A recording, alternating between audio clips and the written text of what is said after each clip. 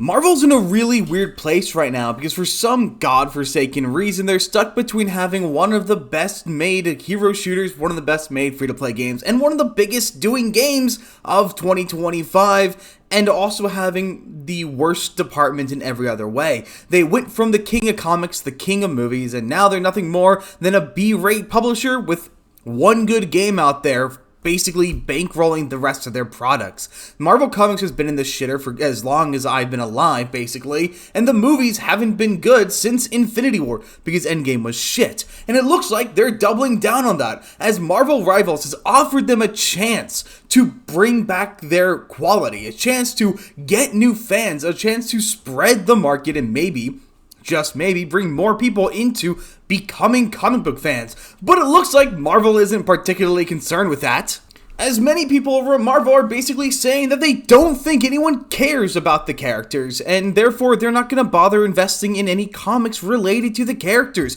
I don't know why not, since you haven't exactly written an actual Marvel comic in 15 years, and with none of the characters you're writing currently being anything like how they were in their conception. So why not go and do a little bit of return to form? After all, that's what you call everything. I mean, last I heard, Thunderbolts, Captain African American, those were returned to form. So how about you do some return to the form in the comics and maybe, just maybe, try to give people what they want. But no, some higher up over at Marvel has decided to say that he thinks that nobody's going to want to buy comics, but I know that's objectively untrue. But before we go any further, like, subscribe, and let's get into this. Marvel Comics exec editor says Marvel Rivals has no effect on print plans, believes characters' popularity has more to do with play mechanics than it does the character themselves, written by Spencer Bakuli. While Marvel Rivals may be opening the door for some of the publisher's lesser-known characters to see some love, Marvel Comics executive editor Tom Brevoort says that a given hero's in-game popularity has no bearing on the comic book future because, unfortunately, the hero shooter's core player base has a little interest in checking out its actual source material. You know, even if we go and pretend that he's accurate, that they don't care about checking out the original source material, even if the majority of them aren't, who cares? I'm asking this legitimately. Is it really not worth moving a team off of one book that's not selling well, because none of them are selling well, and putting them on a Cloak and Dagger, a Psylocke, an Emma Frost, a Jeff the Landshark, a finally good Spider-Man book, exploring any of these characters' histories? Is it not better to move these failing stories and try with these in the hopes you get at least maybe 5%, even 10 people from Marvel Rivals reading the comics? You're just shuffling teams around, it won't cost too much. Marvel Rivals had an all-time peak of 644,000 players, with a concurrent 119 on Steam alone. If that isn't enough to inspire you to try to appease to them with the comic book market, I don't really know what you're doing running a comic book company.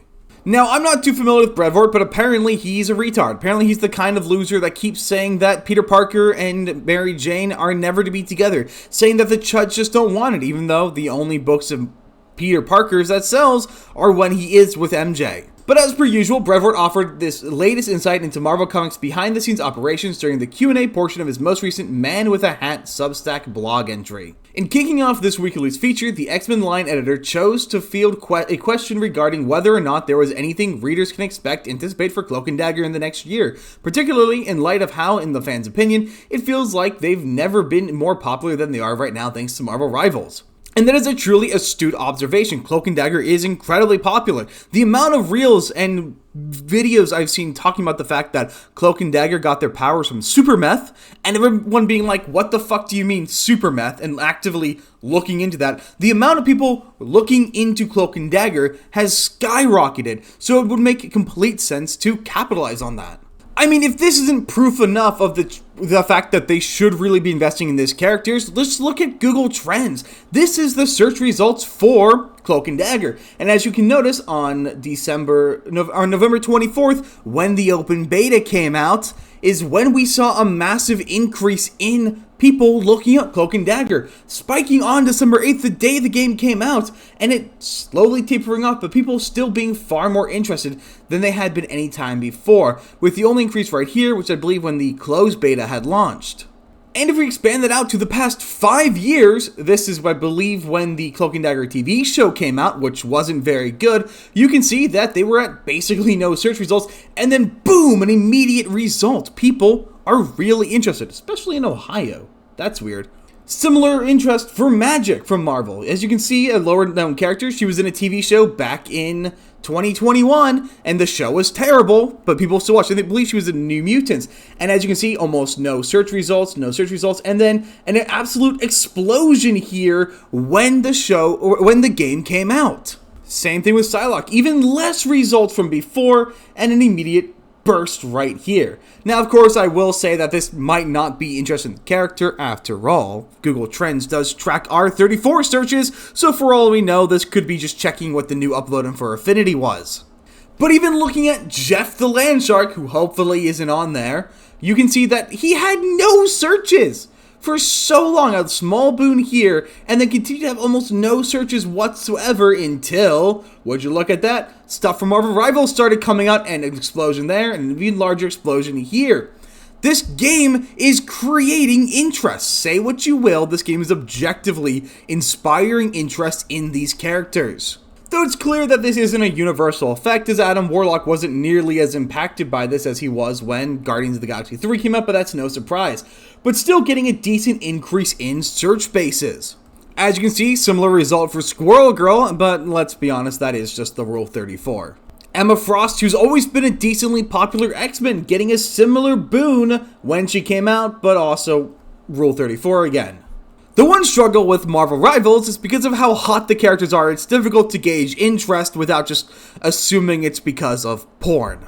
So yeah, looking at some of the male characters, for all I know, this could just be because of gooning. That could just be the reason why there's the boon, but it's still enough of an analytic to not be completely ignored.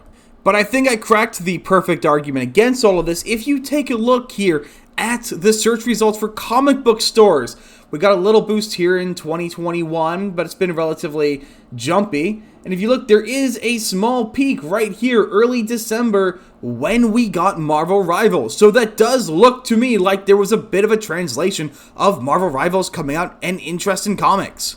Now this one is a little interesting. Looking at Marvel Comics, you can see there's a massive drop-off after 2022, and then it spiked in July. I don't remember what happened in July of 2024, and then it drops off with only a slight boost after December 22nd. But that's definitely enough analytical evidence to suggest that there very well could be an increase in desire to learn about these characters. Now, unfortunately, for not only the fan who asked the said question, but also those hoping to see a potential comic book resurgence for characters such as Hela, Emma Frost, Penny Parker, or Adam Warlock, or in the case of Luna Snow, an initial comic book boom. And of course, here's Luna Snow's analytics, also exploding around the same time period, but still could just be gooner shit. Brevoort, in turn, explained the contrary to popular belief, he has seen little crossover between Marvel Rivals players and a demand for more comic books featuring a given hero. I tell you, said Brevoort, I tend to think that popularity in Marvel Rivals likely has more to do with play mechanics than it does the characters themselves, which is to say that I haven't seen any major correlation between popularity in the game and a rise of interest in character in print, outside of maybe one or two outliers. Okay, so this guy's job is to be a publicist for Marvel Rivals. How the hell can he be this out of touch? This stupid? I mean, I'm looking at this, I'm just like, I guess this must be the same guy who decided it was a wonderful idea to print tertiary characters when the MCU was in full bloom. After all, the comic book industry found a very small boon from the MCU, as most of the major characters were currently being replaced by the 25% more different and more diverse versions of the characters. And just as that's the case, right now we're still dealing with these lame diversity characters that nobody cares about. Oh well, there's finally demand for some Marvel content. And of course you're not going to see any change or demand in print. If you're not selling a Squirrel Girl comic, nobody's going to be going out and buying a Squirrel Girl comic to create that demand. And I will give him one bit of credence. Yes, the popularity of a character is going to be determined by the look of a character and by how they play. This is true. Mechanics are top-notch and most heavily in demand when it comes to something like Rivals. But let me let you guys on a little secret. if you make a character thoroughly enjoyable, you will spark curiosity and will lead to people going and looking up and becoming a fan of that character. For a period of time, I was an encyclopedia of tertiary DC characters because I loved the Injustice Gods Among Us mobile game, and whenever there was a new character that came out who I'd never heard of, I would read all about them. There was a period of time where I knew all of the Jessica Cruz lore. She's a lame character, but I knew all of her lore because she was really powerful in Injustice Gods Among Us, and that's gonna translate. The amount of TikTok videos I've seen where people were complaining because they wanted to learn more about magic or learn more about Cloak and Dagger or any of these other side characters, they went and the TV shows were trash. I saw so many people being like, I wanted to learn about my favorite Marvel Rivals character and I can't find anything to actually watch. If you want to translate players into sales, you have to create something worth selling. And that's ultimately the real issue. It's not the fact that players don't translate into comic book readers, it's because there are no comics worth reading. There's a huge idea that when you have a large swath of audience, when you have people engaging in different portions of the media, you really want to get those different media groups to connect. You want them to translate towards each other. But when you're writing one sector that's good and the rest of your sectors are bad, there will be no translation. Nobody's going to go from Rivals to comics if the comics are not worth selling.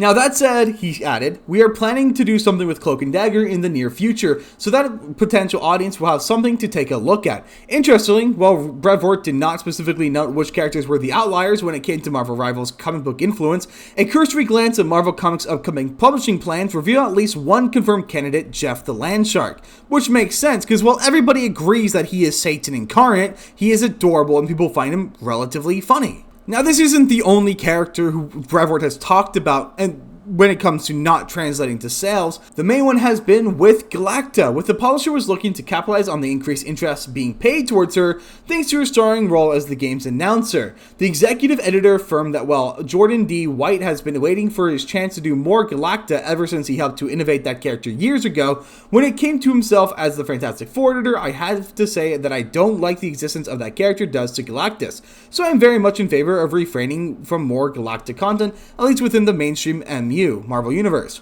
And to be clear, Galacta is Galactus' daughter, who's a trickster being. Instead of being a world eater, she likes to play tricks. She's a jokester. Kind of like a galactic version of Loki. And so it makes sense you wouldn't want Galacta in the main timeline, but let me let you in a little secret.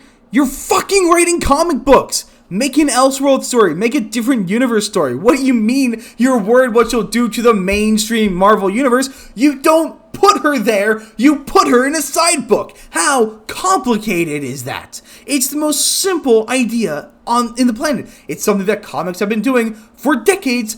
Just do it. Just use a little bit of your brain. Ultimately, I think it's pretty obvious why these people don't want to write the characters being shown off in the comics. Because they're white, they're mostly male, and they're straight, and the versions in the game are based off of the original comic iterations. The kind of things they don't want to write anymore. They don't want to tell stories of Tammy Bowen and whatever Cloak's name is. It's slipping my mind right now. They don't want to tell stories about Tony Stark. They want to tell Riri Williams. They don't want to tell you about Peter Parker. They want Miles Morales. They don't want Doctor Strange. They want whatever his DEI replacement is. That's the problem. We want things that are true to the way comics used to be back when they were good, and Marvel just simply isn't interested or capable.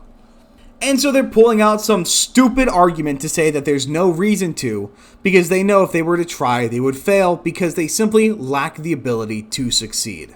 But that's pretty much all I've got. Let me know, if Marvel were to go out and actually release decent comics based on the characters from Marvel Rivals, would you guys invest or read those comics? But that's pretty much all I've got, so I'll see you guys on the next one.